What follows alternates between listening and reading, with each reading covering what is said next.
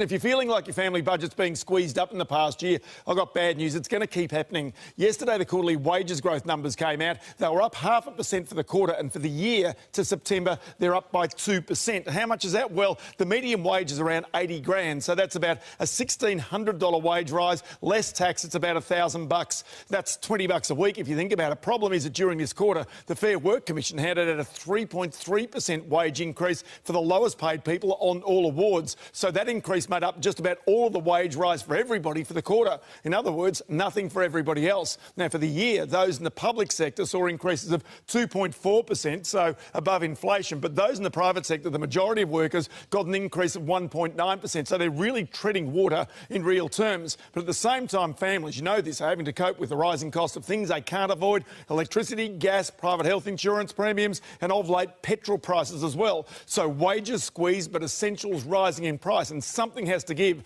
Well, you can sense this already with the retail sector doing it tough. Families are cutting back. You can see it here in this chart right now, where consumption, spending, is now higher than what our incomes is. So this household savings is what's giving. After the GFC, Aussie families pulled their heads in and their spending and paid down their debts. But of late, Aussies have reduced their level of savings. You suspect this might fall even further in the future. That's because some have taken on big mortgages, but for most, it's an issue of rising essential prices, but very flat incomes. The thing that would change all this is if business gets going and start hiring even more people. Overnight, the Dow Jones index of US shares a short time ago down 120 points, and the Australian dollar sitting at 75.8 US cents.